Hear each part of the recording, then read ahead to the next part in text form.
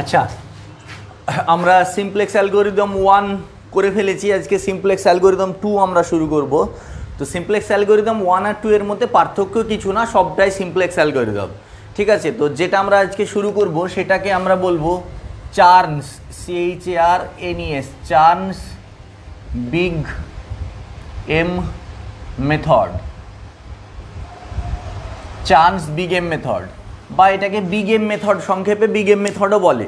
ঠিক আছে, সংক্ষেপে বিগ এম মেথডও বলা চলে। এর নাম, ফুল নেম হচ্ছে চার্নস বিগ এম মেথড, বা সংক্ষেপে বিগ এম মেথডও বলা চলে। তো এখানে নতুন সামান্য একটুখানি পরিবর্তন আছে। সিমপ্লেক্স অ্যালগোরিদম যা আমরা করে এসেছি সব কিছুই সেম, একটু আমাদের সামান্য কিছু একটু পরিবর্তন আছে। কি আছে, আমরা অঙ্ক দিয়ে শুরু করি। Max Z equals to maximize Z equals to আমার দেওয়া আছে -2x1 - x2,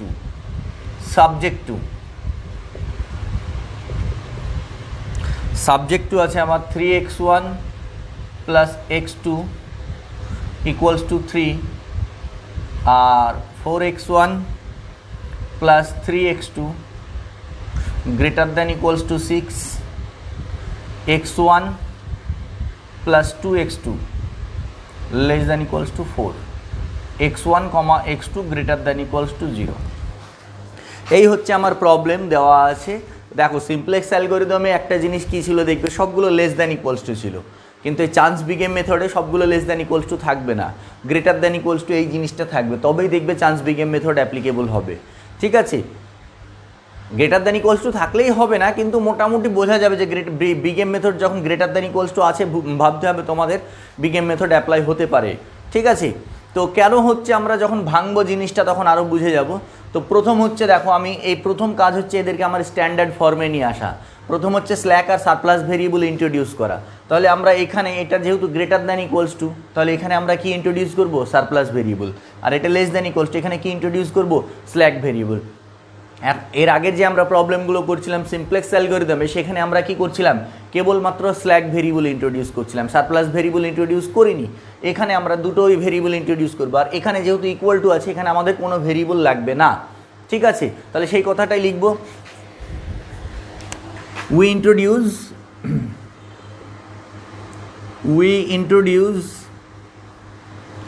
a slack variable, এটার জন্য কিচ্ছু করবো না, এটার জন্য স্ল্যাক ভেরিয়েবল x4, এটার জন্য আমরা x4, and a surplus variable,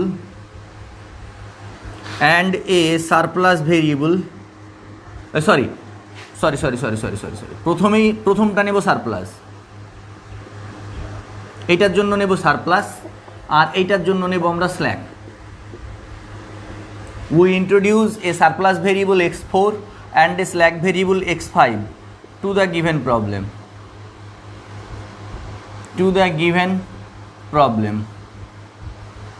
Then the problem becomes,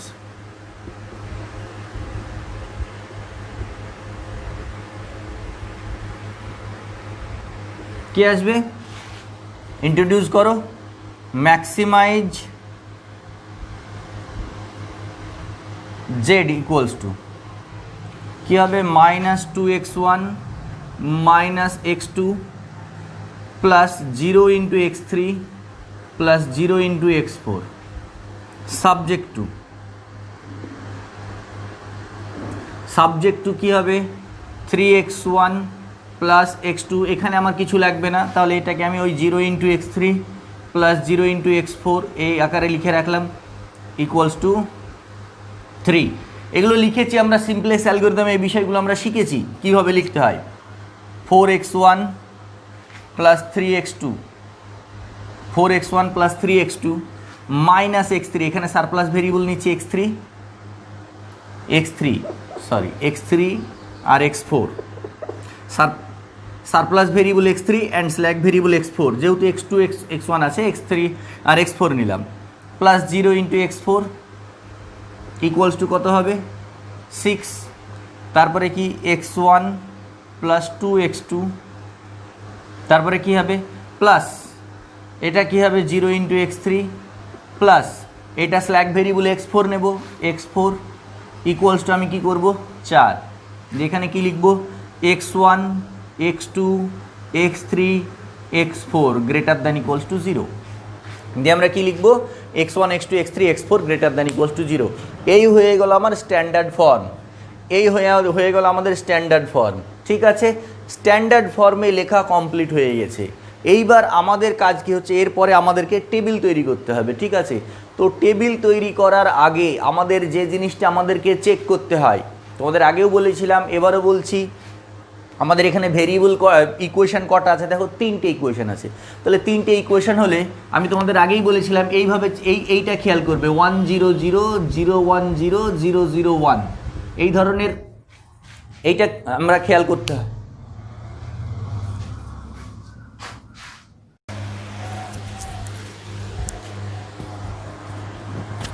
আমরা কি খেয়াল করব দেখো 1 0 0 0 1 0 1 0 0 0 1 এইটা ফর্ম করছে কিনা আমরা এটা খেয়াল করব।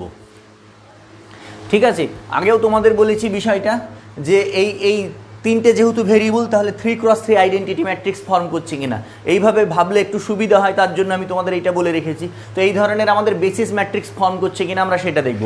ভালো করে লক্ষ্য করো, খেয়াল করো, এই x1 এর সহগ মানে এখানে x1 x2 x3 x4 x1 x2 x3 x4 এর সহগগুলো দিয়ে এই ধরনের আইডেন্টিটি ম্যাট্রিক্স আমার ফর্ম করছে কিনা আমি সেটা খেয়াল করব। দেখো x1 এর সহগ দিয়ে হচ্ছে না, x2 এর সহগ দিয়ে হচ্ছে না 1 3 2, x3 এর সহগ দিয়ে কি আছে দেখো 0 -1 0 আছে, কত আছে 0 -1 0, তাহলে এটা নেই। তাহলে আর x4 দিয়ে দেখো 0 0 1, তাহলে এই যে তিনখানা কলাম এই যে 1 0 0 0 1 0 0 0 1 এই তিনখানা কলাম আমার ফর্ম করছে কিনা আমি খেয়াল করলাম, আমরা খেয়াল করলাম যে না, এই তিনখানা কলাম আমার ফর্ম করছে না, কেবলমাত্র দেখো এইটা ফর্ম করছে, এই যে 0 0 1 এইটা 0 0 1 এই জায়গাটা আমরা আসছি। তাহলে এই দুটো আমার যতক্ষণ অবধি না আসছে, এই কলাম দুটো আমি এই কোফিশিয়েন্টের সহগ নিয়ে আমি যতক্ষণ তৈরি করতে না পারছি ততক্ষণ কিন্তু আমরা টেবিল তৈরি করতে পারবো না। তো এইবার আমার তো স্ট্যান্ডার্ড ফর্মে নিয়ে চলে এসেছি, স্ট্যান্ডার্ড ফর্মে যখন আমি নিয়ে চলে এসেছি, এইবার আমি কি করে এই ফর্মে নিয়ে আসবো এর সহগগুলো নিয়ে।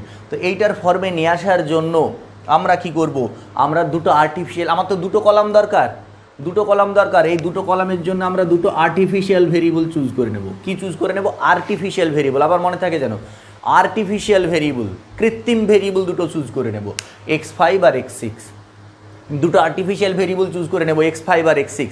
আর একটা জিনিস কী ছিল ভালো করে লক্ষ্য করে দেখো, আমরা স্ল্যাক ভেরিয়েবল আর সারপ্লাস ভেরিয়েবল যখন চুজ করছিলাম তখন অবজেক্টিভ ফাংশানে ওই ভেরিয়েবলগুলোর জন্য আমরা 0 অ্যাসাইন করছিলাম, তাই না?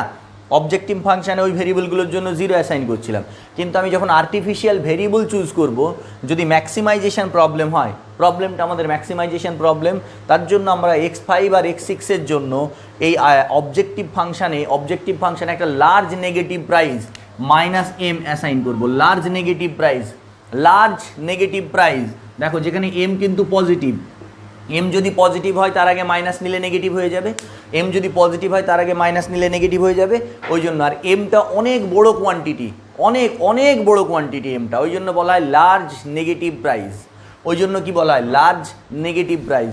তাহলে বিষয় হচ্ছে কি, আমরা প্রথম কাজ হচ্ছে আমাদের স্ট্যান্ডার্ড ফর্ম তৈরি করা। সিমপ্লেক্স অ্যালগরিদমে যে অঙ্কটা দেওয়া আছে সেই অঙ্কটা স্ল্যাক সারপ্লাস ভেরিয়েবল যা লাগবে সেগুলো লাগিয়ে আমাদের স্ট্যান্ডার্ড ফর্ম তৈরি করা। স্ট্যান্ডার্ড ফর্ম তৈরি করার পর আমি দেখব ভেরিয়েবল যদি দুটো থাকে তাহলে 2x2 আইডেন্টিটি ম্যাট্রিক্স ফর্ম করছে কিনা সেটা দেখব সহগগুলো দিয়ে।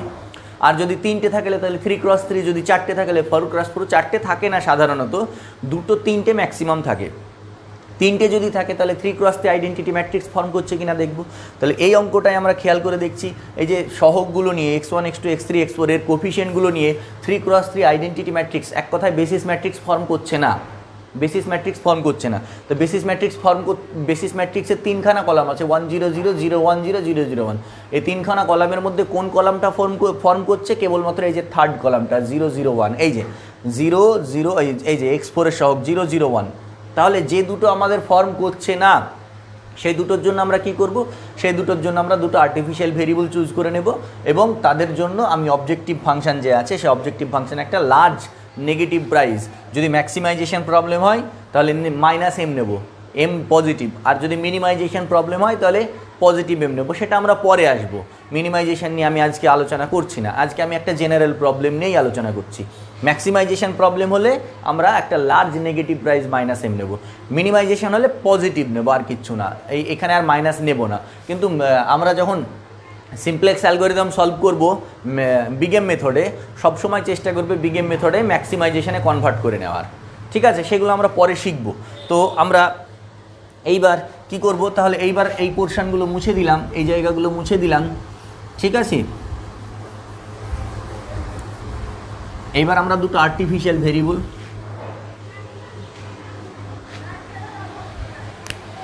এবার লিখব we introduce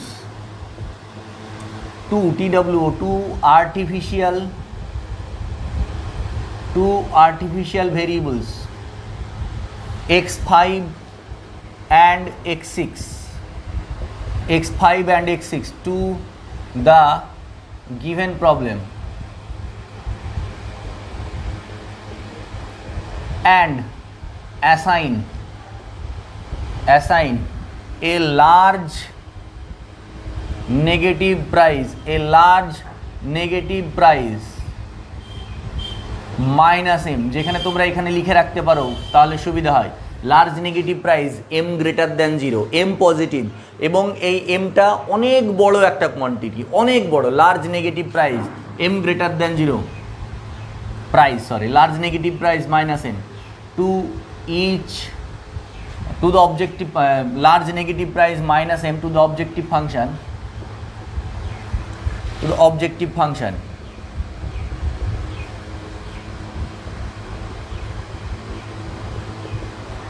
for each of the artificial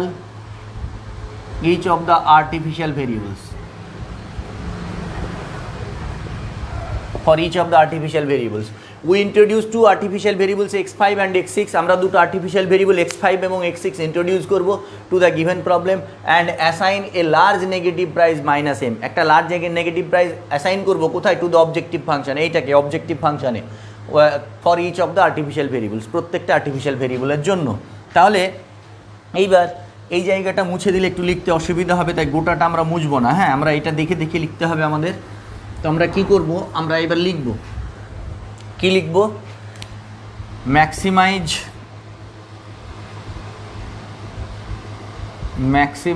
Z equals to, maximize জেডকে সংক্ষেপে ম্যাক্স জেডও লেখে, হ্যাঁ? Maximize Z equals to -2x1 -x2 plus 0 into x3 plus 0 into x4 minus m into x5 minus m into x6, ঠিক আছে? এই পোর্শনটা আলাদা করে রাখি, m ইন্টু x6 হয়েছে। এই যে আর্টিফিশিয়াল ভেরিয়েবলের জন্য আমরা মাইনাস m অ্যাসাইন করব কোথায়? অবজেক্টিভ ফাংশানে, লিখে ফেললাম। এবার সাবজেক্ট টু কি আছে? 3x1 plus x2 plus 0 into x3 plus 0 into x4। আচ্ছা, এইবার দেখো আমার অলরেডি এইটা তৈরি হয়ে গেছে, আমাকে তৈরি করতে হবে এইটা, আমাকে এইটা আর এইটা আমি প্রশ্ন চিহ্ন দিয়ে রাখলাম, আলাদা করে রাখলাম। এই দুটো তৈরি করতে হবে কার সহগ দিয়ে? x5 আর x6 এর সহগ দিয়ে। তো তোমার তুমি যে কোনো সমীকরণে আমি এই সমীকরণটাই x5 যোগ করলাম, আর প্রথমটাই x5 যোগ করলাম, আর দ্বিতীয়টাই x6 যোগ করলাম, যেমন যেমন আমার দরকার সেই অনুপাতে, ঠিক যেমন আমার দরকার সেই অনুপাতে। তোমার যদি মনে হয় যে এইটাই x6 যোগ করবে, তারপরেরটাই x5 যোগ করবে, সেটা করতে পারো, সেটা তোমার ইচ্ছা অনুযায়ী। তাহলে আমি কি করলাম? x5 plus 0 into x6 equals to আমার কত আছে? 3 হয়েছে। আচ্ছা, তারপরে 4x1 plus 3x2 minus x3 plus 0 into x4 plus 0 into x5 plus x6 equals to আমার কত আছে? 6। আচ্ছা, তারপরে কি হবে? x1 plus 2x2 plus 0 into x3 plus x4 plus 0 into x5 plus 0 into x6 equals to 4, ঠিক আছে? এবার মুছে দিলাম, আর অসুবিধা নেই, আমার লেখা যেহেতু হয়ে গেছে। এইবার আমি কি করব? আর তার সঙ্গে এখানে কি লিখতে হবে? x1 x2 x3 x4 x5 x6 greater than equals to 0। ব্যাস, এইবার দেখো, এইবার লক্ষ্য করো, এই যে x5 এর সহগ দেখো 100, এই দেখো 100, x6 এর সহগ দেখো 010, এই 010, আর x4 এর সহগ দেখো 001, এই 001 চলে এসছে।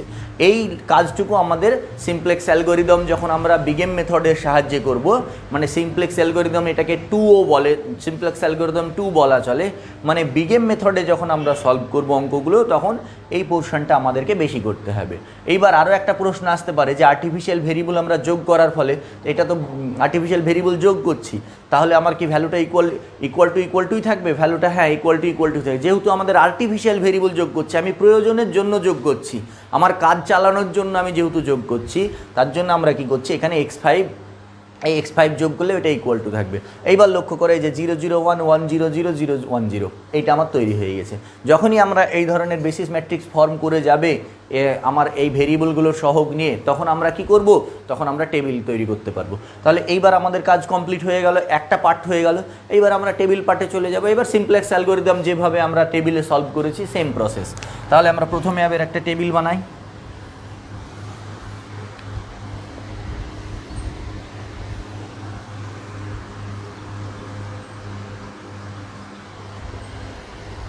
যে প্রসেসে আমরা আগে টেবিল বানিয়েছি সেই প্রসেসেই আমরা একই রকমভাবে টেবিল বানাবো। আমি এইভাবে টেবিল বানাই, এইভাবে টেবিল বানালে টেবিলটা তাড়াতাড়ি বানানো হয়, দেরি লাগে না, ঝট করে বানানো হয়ে যায়। আচ্ছা, এইখানে আমি এটা মুছে দিলাম, এই জায়গাটা, আমার টেবিলটা বেশি নিচে হলে আবার দেখতে অসুবিধা হবে। এখানে x1 x2 x3 x4 x5 x6 greater than equals to 0 হয়েছে। 6টা আছে, তার মানে 7টা ঘর করতে হবে। 1 2 3 4 5 6 7টা ঘর আমাদের হয়ে গেল। এখানে লিখবো আমরা CJ, এখানে লিখবো B, alpha 1 alpha 2 alpha 3 alpha 4 alpha 5 alpha 6। CJ কত হচ্ছে -2 -1 0 0 -m হয়েছে। আচ্ছা, এখানে হবে CB, এখানে হবে B, এখানে হবে XB। আচ্ছা, B এর ঘরে কত বসবে? B এর ঘরে বসবে 3 6 4। এবার এখানে বসাও 3 1 0 0 1 0 হয়েছে। আচ্ছা, এখানে বসাও 4 3 -1 0 0 1। এখানে বসাও 1 2 0 1 0 0 হয়েছে। তাহলে বেসিসে কোন কলামের 1টা আগে আছে? দেখো আলফা 5, তাহলে আলফা 5 এখানে বসবে। দেখো আলফা 5, তারপরে কী হবে? আলফা 6, তারপরে কী হবে? তারপরে কোনটা? আলফা 4। তার করসপন্ডিং ভেরিয়েবল x5 x6, এটা হবে x4। আলফা 5 এর মাথায় কত আছে? -m। আলফা 6 এর মাথায় কত আছে? -m। আলফা 4 এর মাথায় কত আছে? 0। আর এটা আমাদের কী হবে? ZJ - CJ। আমরা এই ঘরটা ক্যালকুলেশন করছি না, তোমাদের ইচ্ছে হলে করতে পারো, কোনো অসুবিধে নেই। এইবার আমরা ZJ - CJ বের করবো। দেখো এইখানে ZJ - CJ কিন্তু আগের সিমপ্লেক্স অ্যালগরিদমের মতো হবে না। আগের সিমপ্লেক্স অ্যালগরিদমে কী হচ্ছিল? -CJ বসিয়ে দিচ্ছিলাম। সেখানে একটা জিনিস লক্ষ্য করে দেখবে, CBতে সবগুলো 0 ছিল। এখানে কি CBতে সবগুলো 0 আছে? নেই। তাহলে এখানে ZJ - CJ কী হবে? এগুলো এই যে আলফা 1 এর কলামের সঙ্গে এই CBর কলাম গুণ হবে। -3 × -3 × -m -3m, 4 × -m -4m। তাহলে -3m আর -4m কত হচ্ছে? -7m।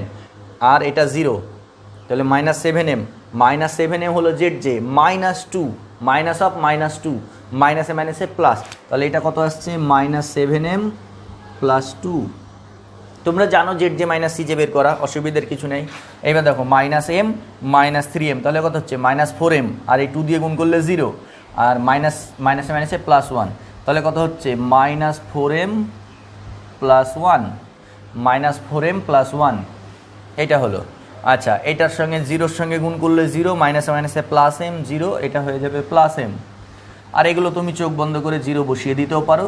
তুমি দেখো এখানে গুণ করো, এটা 0 0 -0, আর এখানে কী হবে? যে এটা -m -a +m 0, এটা -m -a +m 0, ঠিক আছে। আচ্ছা, এই হয়ে গেল আমাদের ফার্স্ট টেবিল। ফার্স্ট টেবিলের কাজ আমাদের কমপ্লিট হয়ে গেল। এইবার ফার্স্ট টেবিলের আমরা যে কাজ করেছি, ফার্স্ট টেবিলের কাজে একটা জিনিস আমাদের খেয়াল করো, ফার্স্ট টেবিলের কাজে একটা জিনিস আমরা খেয়াল করো, অপটিমালিটি কন্ডিশন কি স্যাটিসফাই করেছে। এইবার তোমাদের মনে প্রশ্ন আসতে পারে এম এর ভ্যালু তো আমরা জানি না। এম এর ভ্যালু আমরা না জানলে কী হবে, আমরা জানি এম একটা বিরাট বড় নেগেটিভ কোয়ান্টিটি, মানে এম পজিটিভ, তার আগে যেহেতু মাইনাস এম চলে এসছে, বিরাট বড় একটা নেগেটিভ কোয়ান্টিটি চলে এসছে। সেই মাইনাস এমের সঙ্গে -7m এর সঙ্গে 2 যোগ করলেও কিছু আসে যায় না, না যোগ করলেও কিছু আসে যায় না। এক কথা এখানে তুমি যদি এমকে সমুদ্র ভেবে চলো, সমুদ্রের মধ্যে 2 যোগ করলেও কিছু আসে যায় না, 2 বিয়োগ করলেও 2 বালতি জল দিলেও কিছু আসে যায় না, 2 বালতি জল না দিলেও কিছু আসে যায় না, এই কনসেপ্ট নিয়ে যদি চলো। হ্যাঁ, আবার তোমরা ইনফিনিটির কথাও ভেবে নিয়ে চলতে পারো। হ্যাঁ, কিন্তু এখানে অ্যাকচুয়ালি ইনফিনিটি নয়, অনেক বড় একটা কোয়ান্টিটি, এম অনেক বড় একটা কোয়ান্টিটি। এখানে যদি আমার +2 এর জায়গায় +50ও থাকতো তাও কিন্তু এম এর উপরে কোনো প্রভাব পড়বে না। তাহলে যেহেতু এখানে এই দুটোর মধ্যে দেখো এই বাদবাকিগুলো আমি বলতে পারবো না, এম পজিটিভ হয়ে গেছে, এম তো পজিটিভ, তাহলে এটা পড়ছে এই দুটোর মধ্যে দেখো এটা -4m, এটা -7m, তাহলে নেগেটিভ কে হচ্ছে, এটা সব থেকে বড় নেগেটিভ এলিমেন্ট হচ্ছে, তাহলে এটা এন্টার করবে বেসিসে। তাহলে এবার আমরা কি করব, নেক্সট টেবিলে যাওয়ার আগে আমরা কি বের করব, মিন রেশিও। মিন রেশিও আমাদের কি বেরোবে, মিন রেশিও বেরোবে আমাদের এখানে b/α1।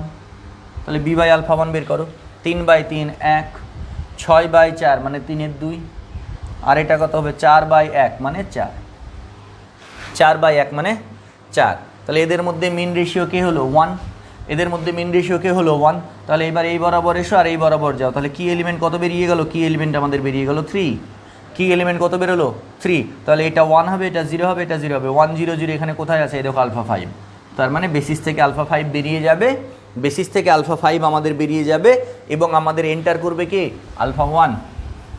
বেসিস থেকে আমাদের α5 বেরিয়ে যাবে এবং α1 আমাদের বেসিসে এন্টার করবে। তাহলে আমরা কি করব, এইবার আবার পরবর্তী টেবিল তৈরি করব। আর আমি তোমাদের আগের দিনও বলেছি যে আমাদের টেবিল তোমরা একসঙ্গে একটা টেবিলেই সমস্ত কাজ করতে পারো বা আলাদা আলাদা করে টেবিল করেও করতে পারো, তুমি যেটাই কমফর্ট ফিল করবে। তোমার যদি মনে হয় যে একটা টেবিলেই টেনে দিয়ে আমার সুবিধা হচ্ছে তাহলে তুমি সেটাই করতে পারো, আর যদি তোমার মনে হয় আলাদা আলাদা করে টেবিল তৈরি করে করলে সুবিধা হবে তাহলে তুমি আলাদা আলাদা করেও করতে পারো। আমার এখানে যেহেতু এখানে জায়গা নেই তাই আমাকে আলাদা আলাদা টেবিল করতে হচ্ছে। তাহলে আবার আমরা আর একটা আলাদা টেবিল তৈরি করব।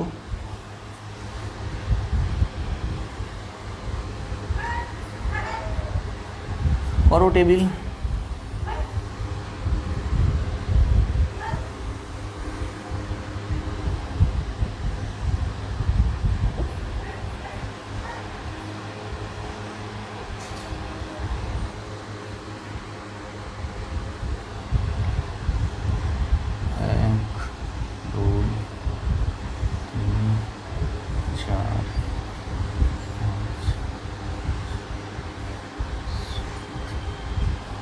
আবার বসাও CJ, B, α1, α2, α3, α4, α5, α6।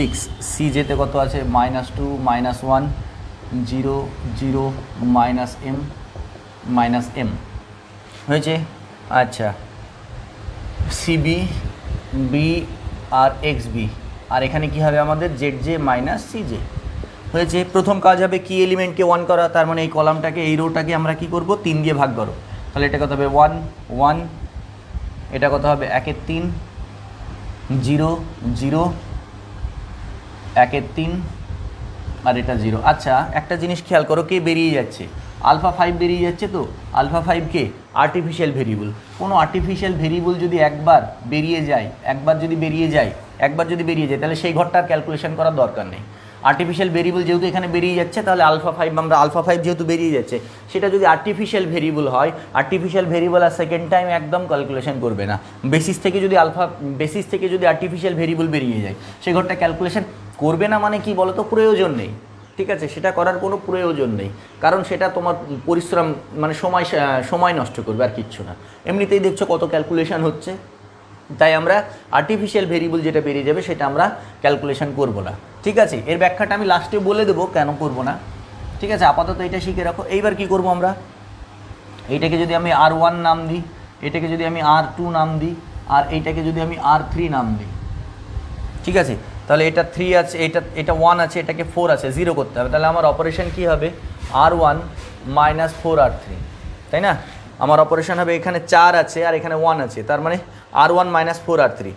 তাহলে এখানে কি হবে, লক্ষ্য করো, এখানে 6 আছে ছয় থেকে 4 4 বাদ দাও, কত হবে 2, এটা তো অবশ্যই 0 হবে। আচ্ছা এখানে 3 আছে, 3 মাইনাস 4-এর 3, 3 মাইনাস 4-এর 3, 3 তিরিকে 9 মাইনাস 4, 3 তিরিকে 9 মাইনাস 4 মানে 5-এর 3 হয়েছে।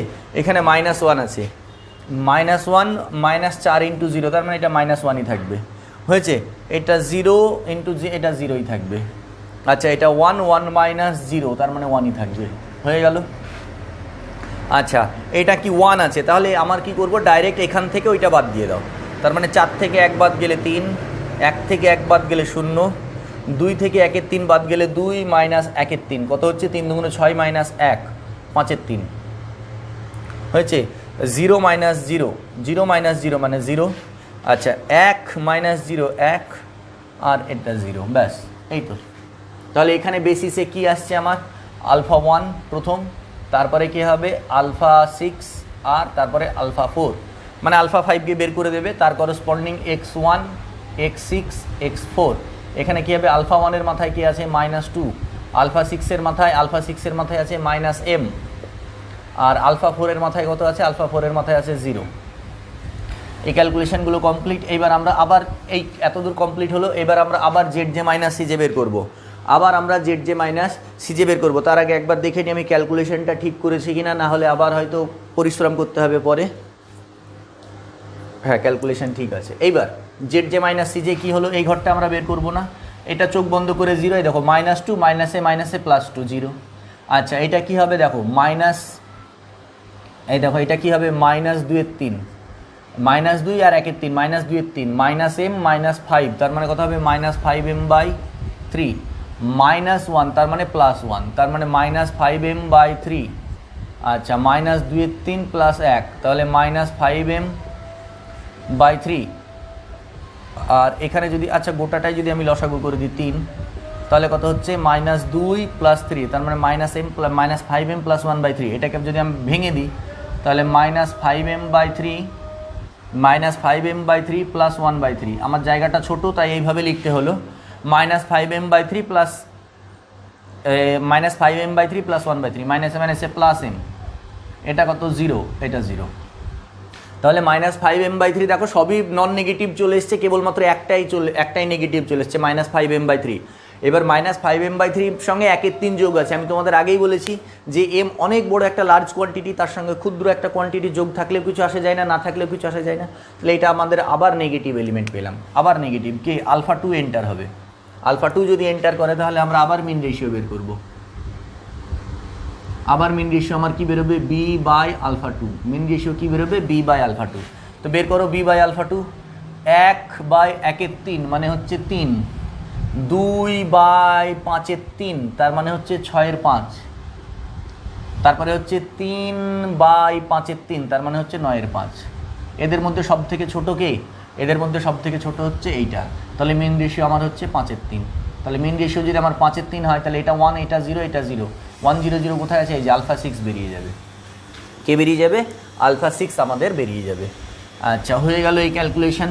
তাহলে এখানেও আমার অল জেড জে মাইনাস সিজে যেহেতু স্যাটিসফাই করলো না, তাহলে আমরা আবার কি করব, আবার নেক্সট টেবিলে যাব। ঠিক আছে, একটা জিনিস মাথায় রাখবে, বিগ এম মেথড যদি পরীক্ষায় আসে মিনিমাম 3টে টেবিল তো হবেই, মিনিমাম 3টে টেবিল তো হবেই। সেখানে 4টে টেবিলও হতে পারে, 5টা টেবিলও হতে পারে। যদি কপাল ভালো থাকে তাহলে 2 থেকে 3টে টেবিলের মধ্যে হয়ে যাবে।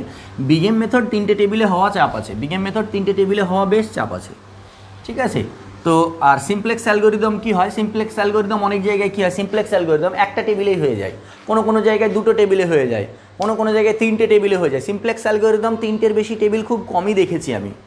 এমন নয় যে 3টেতে সিমপ্লেক্স অ্যালগোরিদম বলে 3টে টেবিলে হয়ে যাবে, হতেও পারে 3টে 4টে 5টা যটা খুশি তটা, একটা টেবিলে হয়ে যেতে পারে, 2টোতেও হয়ে যেতে পারে, 3টেতেও হয়ে যেতে পারে। এবার পরীক্ষার হলে এখানে কিছুটা লাকও বলা চলে। দেখা যাচ্ছে তোমাদের পরীক্ষার যে অঙ্কটা আসলো সেটাতে হয়তো 5টা টেবিল করতে হবে, ঠিক আছে, হয়তো 5খানা টেবিল করতে হবে, তাহলে বলা যাবে একটু ব্যাড লাক তোমাদের, আর কিচ্ছু না। সেটা এক্সামের পয়েন্ট। আবার এমনও হতে পারে দেখা যাচ্ছে 2টো বা 3টে টেবিলে হয়ে গেল, সেটা এখন কোশ্চেনের উপরে নির্ভর করছে। ঠিক আছে, এখানে টেবিলের সংখ্যা নির্দিষ্ট নয় যে দুটোতেই হবে, তিনটেতেই হবে, চারটেতেই হবে, কোনো নির্দিষ্ট নয়। অপটিমালিটি কন্ডিশন যতক্ষণ স্যাটিসফাই না করবে ততক্ষণ আমাকে টেবিল বানিয়েই চলে যেতে হবে। যতক্ষণ অবধি আমার অপটিমালিটি কন্ডিশন স্যাটিসফাই করবে না, অপটিমালিটি কন্ডিশন স্যাটিসফাই করে গেল, ব্যাস কাজ শেষ। কিন্তু অপটিমালিটি কন্ডিশন যদি স্যাটিসফাই না করে সেখানে 3টে 4টে 5টা টেবিল হতেই পারে। ঠিক আছে, 5টা টেবিলের বেশি অঙ্ক আমি এখন অবধি দেখিনি সেভাবে। 5টা টেবিল আমি দেখেছি ম্যাক্সিমাম, 6টা 7টা হলেও হতে পারে, সেটা অঙ্কের উপরে নির্ভর করছে। ঠিক আছে, তো এই ধারণা রাখবে না যে সবসময় যে ফিক্সড সংখ্যক টেবিল, যে 3টে, আমরা এখন অবধি যতগুলো অঙ্ক করেছি প্রায় সব অঙ্কই 3টে টেবিল ছিল, তার মানে এই ধারণা কখনো রাখবে না যে 3টে টেবিল করেই করতে হবে। না, 3টে হতে পারে, 4টে হতে পারে, 5টা হতে পারে, 1টাও হতে পারে, 2টোও হতে পারে। এক কথায় অপটিমালিটি কন্ডিশন স্যাটিসফাই যতক্ষণ অবধি না করবে ততক্ষণ কাজ করতে হবে।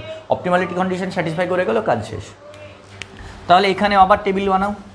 আমাদের তো টেবিল যেহেতু জায়গা নেই, আমরা আলাদা আলাদা করে বারবার টেবিল বানাতে হচ্ছে। এখানে একসঙ্গে টেনে দিলে হতো, তো যাই হোক।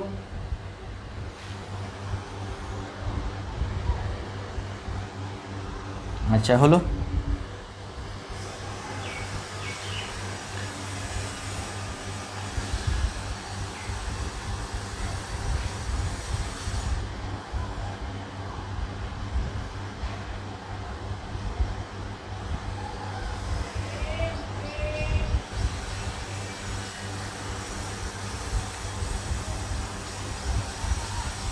CJ B alpha 1 alpha 2 alpha 3 alpha 4 alpha 5 alpha 6 -2 -1 0 0 -m -m।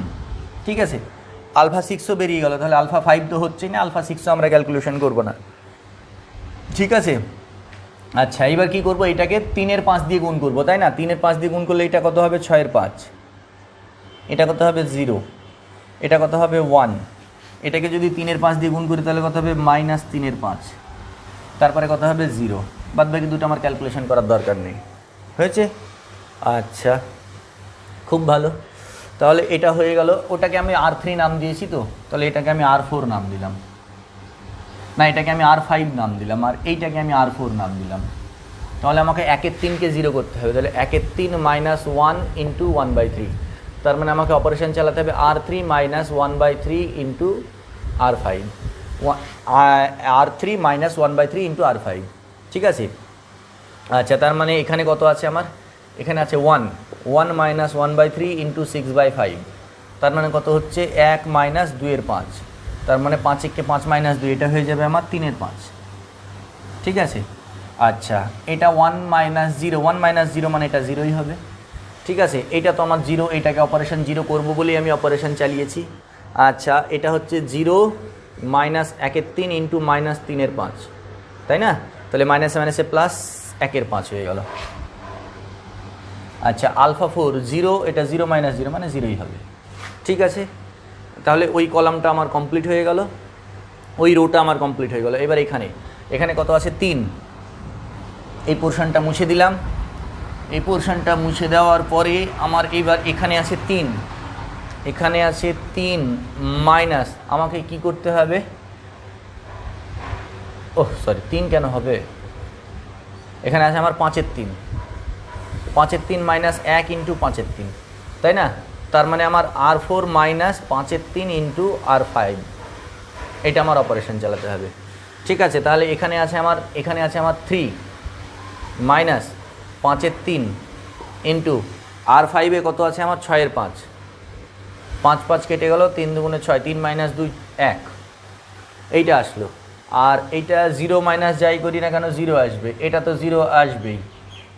ঠিক আছে, এইটা 1 আসবেই। ক্যালকুলেশন 0 থেকে যাই বাদ দিই না কেন 1 আসবে, 1 থেকে যাই বাদ দিই না কেন 0, 1 থেকে 0 বাদ দিলে 0।